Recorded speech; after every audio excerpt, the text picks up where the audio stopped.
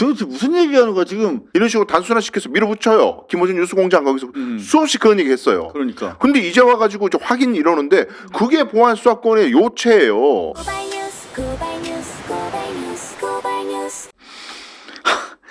이거 뭘 이렇게 자주 올려 이거 기사부터 볼게요. 당대표 불출마 김용민의 정청래 깊은 고뇌의 결정, 검찰개혁 완수. 정청래랑 이제 김용민 의원이랑 표가 겹친다고 생각하셨나 봐요. 그죠? 자, 원문을 볼게요. 정청래. 여당 김용민 당대표 선거 불출마, 더 시급한 검찰개혁에 집중, 깊은 고뇌에 찬 결정. 김용민 의원과 손잡고 김용민 의원 생각대로 검찰개혁 완수하겠습니다. 보안수사권 전면 폐지. 가서 봐. 김용민 의원 생각대로 검찰개혁 완수하면 돼요? 김용민 의원 상대적으로 개혁적이고 뭐 저희도 신뢰하는 분인데 이렇게 하면 돼요? 국민의 뜻대로 해야 되는 거 아니에요? 수기를 해야죠. 일단 그렇지. 국회에 원내총회도 열고 뭐 이렇게 이 김용민 의원이 모든 국회의원을 대표하는 것도 아니고, 네, 이게 이런 식으로 정치 이 검찰개혁 좀 제발 좀 하지 말라는 게 이재명 대통령의 계속적인 부탁이었고. 이렇게 하지 말라고 그랬잖아 대통령이. 네, 제발 국회로 넘겨줄 수기해라. 테니까 수기하고 책임져라. 심지어 문재인 전 대통령도 국민에게 피해가 안 가는 것이 중요하다고 얘기했습니다. 검찰 그래요. 관련해서. 네. 국민이 지금- 갖게 될 피해를 네. 하나하나 좀 살펴달라는 취지로 그렇죠. 문재인 대통령과 이재명 대통령이 정확하게 합치된 말씀을 하셨어요. 그렇죠. 왜 그러냐면 그렇게 안 했다가 피해가 생기면은 정권이 넘어갈 위험이 있기 때문에. 그러면 어설프게 만들어 놓은 검찰개혁 법안들 다 원위치 될 수 있기 때문에 장기적으로 보고 탄탄하게 다져가면서 하라. 그게 상식적인 얘기잖아요. 제가 한마디 제가 드렸는데 그때 많은 분들이 몰랐다는 거야 그 의미를. 그러니까 뭐냐면 지금 이제 그 형사소송법 있잖아요. 결국은 이제 문제는 형사소송법에서 발생한다고. 피해자 가해자들이 겪게 될, 특히 피해자들이 겪게 될 문제들. 근데 형사소송법이 어디서 발생해요 주로? 경찰서에서 발생해요 주로. 예? 그렇잖아요. 근데 경찰서에 누가 있냐고. 짐승 숫자 수습 기자들이 깔려 있어요. 각 언론사. 1, 2년 차. 주로 이제 2년 차 이하. 이 친구들은 그냥 보이는 대로 쓰는 거야. 그러려고 사실 기자가 된 사람들이니까. 그거를 탓할 수는 없어요. 근데 이 친구들이 현장에서 피해자들 눈물, 그리고 이게 막 형사소송법의 어떤 그 허점 같은 거를 집요하게 파고들 거라고. 그래서 기사 나오잖아요. 근데 이 큰 기사, 뭐 정무적이고 뭐 경제 기사 이런 건 반응을 잘 뜨겁게 안 해도 요즘에 여고생 윤기, 그 새끼 있잖아. 장윤기, 장모 장윤기가 하는 놈. 그 나쁜 놈. 그런 사건, 강력 사건에 대해서 엄청나게 우리가 분노하고 이슈가 크게 되잖아요. 그거라니까. 이 형사소송법 관련해서 경찰서에서 그런 우리가 정의로운 우리의 국민 감정이 아주 쉽게 기폭될 수 있어. 그러니까 이해관계가 아주 간단하고 우리 생활 주변에 관련된 범죄 사건 같은 경우에 이거 서너 개 터지잖아요. 연속해서. 그러면은 정권 휘청입니다. 당연하죠. 이거 여론조사 기준으로 해서 15%에서 20% 떨어지는 거는 시간 문제예요. 이런 거 터지면. 당연하죠. 예? 특히 아주 사회적 약자가 당한 범죄, 그렇지. 뭐 장애인이 성범죄를 당하거나 이런 사안들 지금 보도 안 돼서 그렇지 많아요. 그런 거를 나중에 경찰이 제대로 수사 안 했어. 근데 검찰은 뒷손 놓고 우리는 그냥 공소만 치면 돼. 이랬다? 만약에 기사 터지고 내란당에서 거봐라. 검찰 개혁이 무슨 뭐 대한민국 뭐든 제일 중요한 것처럼 정치화하던 이렇게 됐어? 라고 흔들어잖아요. 그러면 2년 뒤 총선도 다 망가집니다. 당연하죠. 그래서 이제 문재인 대통령이나 이재명 대통령이나 그런 거를 좀 꼼꼼하게 챙기자는 취지로 말씀하시는 거거든요. 그렇죠. 제가 이거는 새로운 그림이 아니에요. 문재인 정부 말기에 국회 끝날 때 제가 한번 이거 언뜻 말씀드린 적이 있는데 문재인 정부 문 닫을 때 국회에서 통과시킨 형사소송법 개정안이 고발인은 수사이 못하게 하는 거였어요. 고발인은. 그게 정말 중요한 의미를 가지는데요. 고발인은 범죄 피해자가 아니에요. 고소인이 범죄 피해자고 고발인은 제3자란 말이에요. 제3자가 범죄를 고발을 했는데 경찰 단계에서 우리가 봤을 때 이거 증거 부족해요. 그래서 무혐의 결정을 내리면 과거에는 검사 손으로 무조건 사건이 갑니다. 경찰의 사건들은 무조건 검사한테 가는데 거기서 이제 검찰 손에서 종료가 되건 말건. 그렇죠, 그렇죠. 근데 문재인 정권 때 검수 완박 이래가지고 경찰 수사권과 검찰 수사권을 분리를 했단 말이에요. 그래서 경찰 단계에서 나는 이건 무혐의라고 생각해 하면 끝이에요. 끝이야. 근데 고발인 입장에서는 피해자를 위해서 고발을 했는데 이거 좀 이따 관계를 제가 말씀드릴게요. 근데 그렇게 이제 사건이 끝나버리면 안 되잖아요. 그래서 검사 손에 좀 사건을 넘겨달라. 검사가 다시 살펴달라. 그 증거들이 있는데 그 통지서를 보니까 너무나 우리가 주장했던 것들이 아무것도 안 들어있고 우리가 낸 증거도 없더라. 그거 하고 싶은데 그걸 못하게 막아버렸어요. 헐. 고발인이 수사 못하게. 왜 그랬냐면 문재인 대통령 정권 말기에 자꾸 보수단체, 시민단체들이 문재인 대통령을 고발할 움직임이 있었던 거예요.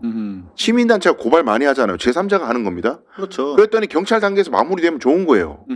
그러니까 법을 그렇게 바꿔버린 거예요. 수사2라고 그러거든요. 전문 고발 사회 단체들이 많았잖아요. 예, 그래서 경찰 단계에서 무혐의면 검사 손으로 안 가게. 검사 손으로 가면 또 뭐 검사들이 장난쳐가지고 어떻게 할지 몰라. 이래가지고 그렇게 법을 마지막 국회에서 통과시키고 없애버렸어요. 근데 이거 현실에서 어떻게 작용하느냐?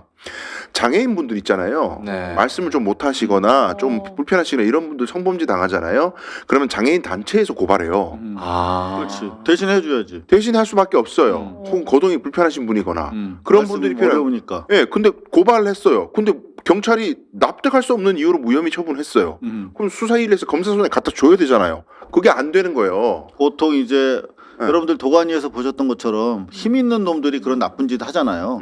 그러면 또 센 변호사 써가지고 뭐 로펌 써가지고 경찰은 뭐 죄송합니다만 검찰에 비해서 단가가 작게 막을 수 있는 부분이 있단 말이야. 작은 조직이니까. 자 그렇게 됐을 때 문제가 심각해지는 게 이렇게 문제가 생기면 정치적으로는 문재인 대통령을 지키기 위해서 필요한 법일지 모릅니다만 피해는 국민들이 보고 사회적 약자가 보잖아요. 이거 문제 제기를 누가 안 했느냐? 했습니다. 또 상대 국민의힘 계열 정당에 비판하는 사람들은 이런 식으로 가면 안 된다고 비판했었어요. 귀등으로도 안 들었어요, 전부 다. 근데 그때 당시에는 네. 이제 워낙 진영 간의 갈등이 그러니까요. 저쪽에서 주로 문제를 잡는 거니까 이제 발목 잡기다라고 해서 그렇죠. 이제 소위 말하면 진영 논리에 기사가 좀 크게 부각이 안 되는 부분이 근데 있습니다. 그게 지금 벌써 10년 다 돼가요. 그런 지가. 근데 이거 문제가 많이 됐거든요. 그렇군요. 헌법소원 많이 냈어요, 사람들이. 민주당 이거에 대해서 문제 제기하거나 자성하거나 하는 사람 한 명도 없습니다. 자, 네. 그렇게 심각한 게 형사소송법인데 이거 지금 다시 한번 볼게요. 깊은 고뇌에 찬 결정, 유유. 이게 지금 당대표를 한 번 더 하겠다는 사람이 이렇게 천박한 언명을 쓰는 것도 저는 마음에 가당치 않은데 들지 않는데 여기 보면 김용민 의원 생각대로 손잡고 검찰개혁 완수하겠다고 하는데 김용민 의원의 생각을 한번 들어보자고요. 방송에서 하신 말씀이니까 어떤 생각이죠? 위험해요. 형사소송법 개정은 이렇게 가서 폭넓게 자, 이재명식이라고 이름을 붙이고 있어요. 분명히 국회에다가 넘기고 쓰기하라고 그랬는데. 가자라고 하면서 좀 고민 많이 해서 만들었어요. 한 106개 정도 조항을 고치는 것이거든요. 상당히 많은 부분들을 이재명 시기부터요? 네. 왜 그렇죠? 그거는? 이재명 정부가 국민주권 정부이고 네. 이제는 검찰이 폐지되고 수사기소를 완전히 분리한 이 과정에서 이재명의 이름을 단 이재명 정부의 형사소송법 개정은 조금 더 폭넓게 크게 가서 성과로 남기자. 그거는 차원에서 논의를 했죠. 이재명 대통령이 의회가 하고 의회가 책임을 지라고 뉴스를 통해서 본 것 같기는 한데 자칫 어떻게 들으면 법은 의회가 그냥 대통령의 의지와 크게 무관하게 만들고 책임은 이재명 대통령한테 넘기는 것처럼 들릴 수도 있지 않을까요? 네, 저도 같은 생각을 가지고 지금 여러분들한테 질문을 던지고 있는 것입니다. 상당히 좀 조심스러워요. 이재명식이라고 이름 붙이고 나중에 결국 책임은 다 지게 될 것 같은데 어찌됐든 간에 김용민 의원 생각대로 하겠다라고 하는 게 정청래 의원인데 정청래 의원의 그러면 검찰개혁, 보안수사권 전면 폐지라고 하는 관점은 또 뭔가 이것도 되게 중요해요. 지금 이게 제가 다른 방송을 가져오는 이유는 저는 제대로 방송하는 매체들 간의 연대성이 되게 중요하다고 생각하거든요. 이렇게 저희가 마저 미처 못 다뤘다 하더라도 다른 곳에서 이렇게 했으니까 좀 같이 이런 방송도 좀 보세요라고 권해드리는 생각입니다. 보안수사권 전면 폐지는 이미 끝난 얘기예요. 그런데 자꾸 이 얘기를 하는 이유가 뭐냐면 자신이 가지고 있는 생각이 있어요. 들어보세요. 위험합니다. 수사 과정에서 뒤늦게 검사들은 확인만 하면 된다. 뭐 이런 얘기를 확인권이라는 개념을 만들었는데 이게 정청래의 아이디어입니다. 들어보세요. 네, 정청래 대표님 그 확인권 얘기하는 게 그게 보안 수사권이에요. 검사들이 하는 일이 그거고 검사들이 하는 과정이 수사와 기소에 연관되는 과정을 하는 거잖아요. 아니 그대로 읽어줄게 내가. 기소 전에 검사가 이건 불분명하다 그러면 가해자나 피해자나 불러서 확인할 수 있는 확인권을 주면 됩니다. 이게 보안 수사권이지 뭐야 이게. 그게 보안 수사라고요. 제발. 아니 도대체 무슨 얘기하는 거야 지금. 보안 수사 요청권이 그래서 이제 대안으로 나오고 있는데 지금 저 정청래 전 대표가 한 말은 정확하게 보안 수사권 아니에요 저게. 그래요. 아니 보안 수사권이 왜 이게 이런 일이 일어나냐면 보안 수사권을 주면은 검사가 그걸 이용해 가지고 인지 수사해 가지고 또 그거 가지고 수사 인력을 동원해서 또 생사람 잡는다. 정치적으로 칼 휘두른다. 그래서 수사권은 한 톨도 주면 안 돼요. 보안 수사권이 됐든 뭐가 됐든 수사자의 시효자도 주면 안 돼요. 이 논리예요. 근데 보안 수사권이 뭔지를 사람들에게 제대로 알리지를 않고 개념을 그것도 어쨌든 수사 아니야. 이런 식으로 단순화시켜서 밀어붙여요. 김어준 뉴스공장 거기서 수없이 그런 얘기 했어요. 그러니까 근데 이제 와가지고 이제 확인 이러는데 그게 보안 수사권의 요체예요. 가장 중요한 기능입니다. 그게. 그렇죠. 경찰이 수사한 거를 그 범위 안에서 그게 내용을 봤을 때 잘 모르겠어요. 증거하고 이 주장하고 어떻게 연결되는지 이해가 안 돼. 소리만 봤을 때에는. 그럼 불러서 물어봐야 될 거 아니에요. 그러니까 아니 그거를 못하게 막는다는 게 그럼 검사가 그걸 타고 어떻게 정치인을 갖다가 엉뚱한 걸 막 불러내가지고 조진다는 거예요 도대체. 말도 안 되는 거로 선동을 하고 앉았고 말이지. 그게 무슨 검찰개혁의 핵심인 것처럼 사기를 치고 말이야. 무책임하게. 근데 사기적 언사를 하고 있는 것이죠.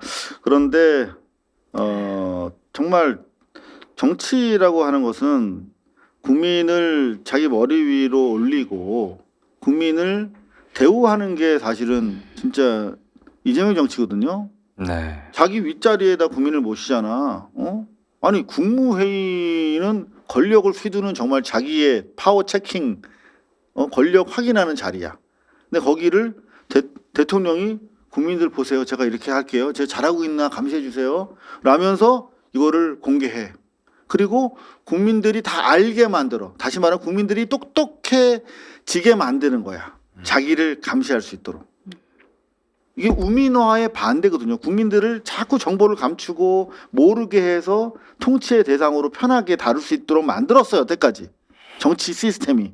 근데 그거를 대통령은 우민화가 아니라 현민화하고 있는데 지금 뭐 하는 겁니까? 정청래는 우민화하고 있잖아요. 국민들을.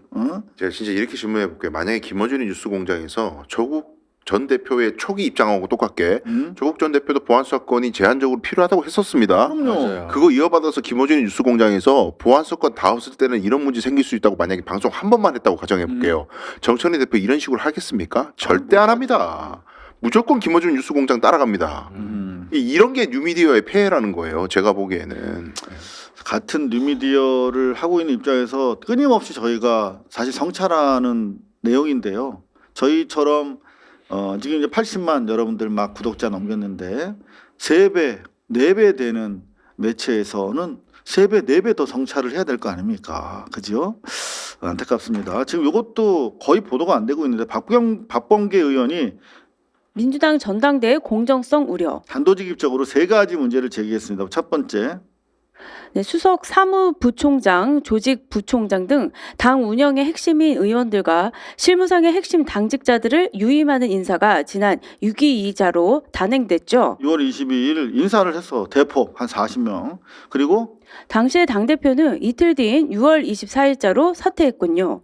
자, 그리고 자신이 당대표로서 국장을 신규 임명하고 퇴임 직전에 다시 한번 신임한 거야. 인사를 안 한 사람들은. 그러니까 이 사람들이 전대 과정에서 영향력을 어떤 식으로든 미칠 텐데 이게 공정하냐 말이야. 이 박범계 의원 같은 경우에 전당대회를 수도 없이 치러본 사람이란 말이야. 그죠? 그러니까 이게 너무나 안타까운 거야. 지금 총선 대선 당시 중앙당 선관위원장 했으니까 이게 자기가 봤을 때 너무 심각한 거야. 그리고 두 번째, 민주당 전당대회를 당대표 선출이든 대선 후보 선출이든 수도 없이 치러봤지만은 시작과 끝을 두 번 대전에서 진행한다는 것이 주는 이미지 몰이는 크게 우려할 만합니다. 자, 이거 전국 투어 일정이 나왔는데 그러니까요. 지금 충청권에서 시종을 하는 거 아니야? 시종을. 네, 그렇죠. 시작도 충청, 끝도 대전. 그러니까. 네, 그래서 왜 이렇게 했냐고 제가 전당대회 준비위 쪽에 물어보니까 뭐 말은 그렇게 해요. 뭐 일산 킨텍스도 그렇고 서울 컨벤션 센터 어디서도 장소를 구할 수가 없어가지고 그나마 찾은 게 대전이었다. 뭐 이렇게 설명을 하는데 대민주당에서 사실인지 모르겠어요. 공간이 없어서 이랬다는 거야? 네, 저한테는 그렇게 설명합니다. 그럴 그래서 수는 있는데 그럼 시작이 왜 충청도인지는 설명이 안 되네요. 그러면. 그러니까 그것도 뭐 하여튼 흥행을 위해서 그러니까 예전에 이제 강원, 제주 이런 데서 먼저 시작을 하면 흥행이 늘 좀 잘 안 돼서 이번에는 그런 거 고민을 하다가 그나마 좀 규모가 있는 충청권부터 하자 이렇게 아이디어가 나서 했다고 설명은 하는데 그거를 온전히 이렇게 믿기에는 정청래 대표의 지난 1년간의 쌓아온 민주당 지도부의 신뢰가 바닥이어서 그 해명이 사실 고지고대로 안 믿기는 거죠. 자, 그리고 하나 더 입장에서는. 여쭤볼게요. 지금 우리 박범계 의원 말씀으로는 전준 위원장 없이 지금 이런 중대한 그 70대 30 포지션이라든가 전대 일정 같은 게 의결됐다는 거예요. 네, 이건 사실이더라고요. 전준 위원장 없이. 전준 위원장이 그날 참석을 안 했더라고요. 왜요? 자, 그건 더 다른 일정이 추려보겠습니다. 있었다고 네. 들었는데요. 네. 그러면 부위원장만 참석했다 그러더라고요. 그래서 왜 이렇게 했냐? 조금 이렇게 뒷말이 나오고 있습니다. 맞아요. 말씀하신 것처럼 전준 위원장이 하필 그때 다른 일정이 있었다고. 뭐 그래서 아니 앞으로 땡기거나 그 다음 날 미루거나 어차피 늦은 거. 지금 더 중요한 게 전준이 핵심 하나 남은 게 그거예요. 다음 주에 예. 그 가중치 줄지 말지 당원들 표 그 지역이랑 그 세대. 예, 가중치 줄지 말지 그거 전준위에서 심의하도록 돼 있거든요. 저 당연히 줘야죠. 얼마나 줄지를 논의하는 거 아니에요? 지금 보면은 그 가중치 주는 것 자체를 1인 1표제를 흔드는 걸로 규정할 가능성이 굉장히 높습니다. 지금. 아니야. 그 정청래나 최민희 네. 의원도 예. 1인 1표제가 가중치 없이는 문제가 있다라고 하는 부분에 대해서 시인했고 그래서 대안을 마련하고 있다라고 계속 인터뷰를 했는데 무슨 말씀이세요? 근데 전현희 의원이나 김남희 의원한테는 왜 그렇게 문자 폭탄 가게 만들었어요? 그러면. 아니 그거는 그거고 예, 이건 이거니까 그렇게 하는 거지. 그래서 하나 더 이제 부연 설명드리면 이 하도 지금 일정 장소 지금 뒤늦게 좀 논란이 커지고 있어서 네. 전준위 내부에서 이거를 지금 수정하는 방안을 검토에는 들어갔다고는 제가 들었어요. 근데 그게 그대로 될지는 모르겠습니다. 이거 우리 시민들이 문제를 제기하지 않으면 이거 그냥 우야우야 넘어갈 가능성이 높아요.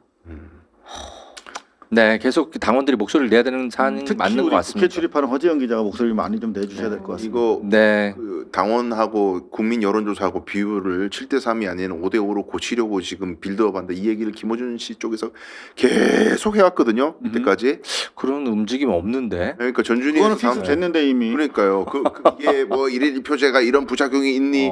지역적 편중이 차이가 있니? 세대 차이가 있니? 이런 얘기하는 사람들 다 5대5로 만들려고 하는 빌드업이라는 식으로 이야기하는 사람도 있어요. 그런 논의 자체를 막겠다는 거죠. 그리고 입도 못 대게 하는 그러니까 제가 의심하는 거예요. 그러니까 똑같아. 지금 형사소송법 개정 과정에서 이제 피해를 최소화하자라고 하는 얘기도 못하게 하는 거잖아. 보안 수사권, 그 전면 폐지. 아니 폐지 됐는데 자꾸 그 얘기를 하면서 아예 그 논의 자체를 막는 거야. 아니 뭐 박교환 최고 이런 분들 있잖아요. SNS 글 올리는 거 보면 1인 1표제를 누가 지금 되게 흔들고 있다는 듯이 막 계속 글 올려요. 그게 저는 이상한 거예요. 끝난 얘기인데. 네. 자기들이 흔들어 자기들이. 네, 그래서 그게 이거 저기 가중치 때문에 자꾸 여론몰이 하는구나. 저 이런 생각이 자꾸 그러면서 호남만 계속 가. 호남만 너무 자주 많은 아니죠 물론 너무 자주 가셔. 전 대표께서 그러니까 좀 뭔가 이상하다 저는. 네.